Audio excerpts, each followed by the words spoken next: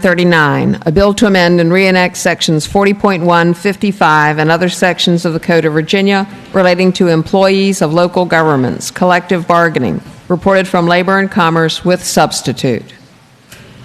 The delegate from Prince William, Delegate Guzman. Thank you, Madam Speaker. I would like to move the substitute. Shall the committee substitute be agreed to? All those in favor say aye. All those opposed? No. The committee substitute is agreed to.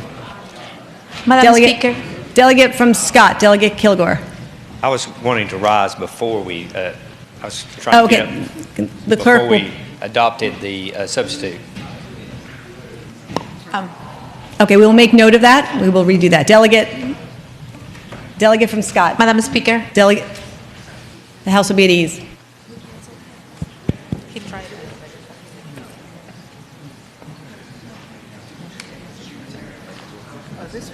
Well, they went. It's already been adopted at this point, Delegate Kilgore. The delegate from Prince William, Delegate Guzman. Thank you, Madam Speaker. After the substitute is adopted, this bill, Senate Bill 939, is identical to my bill, House Bill 582, that will allow public sector employees to have the freedom to collective bargain, and as well as setting up as the Public Employees Relations Board, and I hope it's the pleasure of this body to pass this bill. Madam Speaker, Yes, Delegate Webert. would the delegate from Prince William yield for a question? Will the delegate yield? I will yield, Madam The Speaker, delegate will the yield. same way I yield during the Commerce and Labor Committee, where Delegate Weaver and I both serve. Okay. Delegate Webert, you have the floor. Thank you, Madam Speaker. Madam Speaker, I would ask the gentlelady, as we adopted the committee substitute, some of the body didn't have the affinity. We got to see the bill before the committee substitute got dropped on it, and I was just wondering if the gentlelady would describe exactly what the committee substitute did versus what the original bill did and what the changes are, because it affects different various groups of public employees. So the committee substitute, I think, brought in more than what was originally there, and I just would like that explanation for the body to understand. Delegate Guzman. Sure, Madam Speaker. I can do that. Senate Bill 939, prior to adopting the substitute, was denying state workers the freedom of collective bargaining. That bill also was having no infrastructure providing for a smooth bargaining process and did not have the broad support from working families. Well, House Bill 582 gives not only local government employees, but also state workers the freedom to collective bargaining. It also gives workers in every corner of the state the freedom, sets up the Public Employee Relations Board, an infrastructure for collective bargaining, and it's supported by a coalition across Virginia.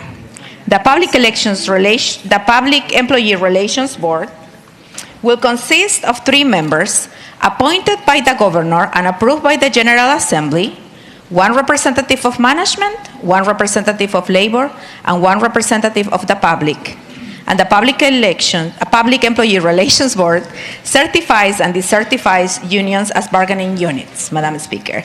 This language, I would say that the final difference is that this language was worked with the Attorney General when he was in the committee to testify, Madam Speaker. Thank you, Madam Speaker. Would the gentlelady yield for just one last question? Will the delegate yield? I yield. The delegate yields. Delegate Webert, you have the floor. In regards to the committee substitute, I'm just curious because obviously you have local, you have state, we have our teachers. With the committee substitute or with the gentlelady's bill, are teachers also included in this language? Delegate Guzman. Madam Speaker, I would tell the gentleman from Fauquier that yes, teachers will be included. Thank you. The delegate from Roanoke, Delegate McNamara. Thank you, Madam Speaker. Speaking to the bill. Delegate McNamara, you have the floor. Thank you, Madam Speaker, members of the body. I reached out to Roanoke County budget staff and I said, as amended, Senate Bill 939, what will the impact be to your budget? I received a fairly lengthy analysis, which the bottom line of that analysis from the Roanoke County budget staff is the impacts of this bill would be $52 million per year to Roanoke County. $52 million a year. Add that to another $250,000 a year for paid time off for people working municipal pools, and all of a sudden we have real money here. How much real money is it? For Roanoke County, which has a $1.09 per hundred tax rate, that would result in a 53% increase to $1.67. This came from the Roanoke County budget staff. Roughly $1,200 a year on a $200,000 house. So I ask us, do we really know what we are doing when we vote on Senate Bill 939? Do we know what the impact is for our respective localities? Do we understand what we are really doing? Because I know we care, and I don't believe we want to do this to our localities.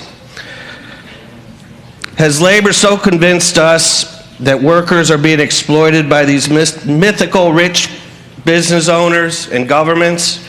I don't think so. The Virginia we have now is operating pretty well. I worry how Virginia will operate after the implementation of this year's legislative agenda. I urge you to vote no on Senate Bill 939. Thank you, Madam Speaker. Delegate from Prince William, Delegate Guzman. Thank you, Madam Speaker. Speaking to the bill. Delegate Guzman, you have the floor. Thank you, Madam Speaker. I would like just to address a few points that were mentioned. Number one, this bill establishes the basis on which an employee organization can be certified as an exclusive representative of bargaining unit under a board established by the governor. Before a bargaining unit decides to be established, that bargaining unit needs to have an election. And 30% of the employees will have to agree to belong to a bargaining unit. After 30% of the employees agree, 50% plus one will have to go to an election and address the PERF so they could be certified as a union member. As far as the appropriations part, where we're talking about increase the tax dollars, I would like to mention, Madam Speaker, that the governing body will retain the appropriation power the same way that we handle business in the Virginia Assembly, where there's so much limited money to address the need. So we have to work with the budget, Madam Speaker. The delegate from Richmond City, Delegate Bourne. Thank you, Madam Speaker. Would the gentleman from Roanoke rise for a question? Will Delegate McNamara rise? I will, Madam Speaker. Madam Delegate Speaker, I would Bourne. ask the gentleman if he is aware that this version of the bill is permissive, not prescriptive. I would assume, Madam Delegate Speaker, McNamara. if I may respond, I would suggest that the idea behind the bill is to encourage people to participate in a collective bargaining environment. I would assume there would be no reason to have a permissive bill if there was not a hope for people to do that. I think it'll put additional pressures on our localities. I think it is traveling us down a road that we don't need to travel. Delegate Bourne. Would the gentleman yield for an additional question? Will the Maybe a delegate yield? clarifying question? I will, Madam Speaker. Delegate Bourne. Does he understand, I would ask the delegate if he understands that the word may and not shall is in the bill. Delegate McNamara. Thank you. I think I did address that, but I do also believe the genesis behind this bill is to encourage collective bargaining. I believe there has been a very, very strong labor influence. There is a belief that the worker in Virginia is being not properly cared for. I would suggest in a free market with a 2% unemployment rate, the worker is being properly cared for, and this bill is not necessary. Delegate Bourne. One final question, Madam Speaker. Delegate Bourne, you have the floor. Yes, I would ask the gentleman whether he knows if his jurisdiction or Roanoke is going to move forward with this. Delegate McNamara. I would not like to speak, if I may, Madam Chair. It'd be wrong for me to speak on behalf of other elected officials. Delegate Bourne. Thank you. Shall the bill pass?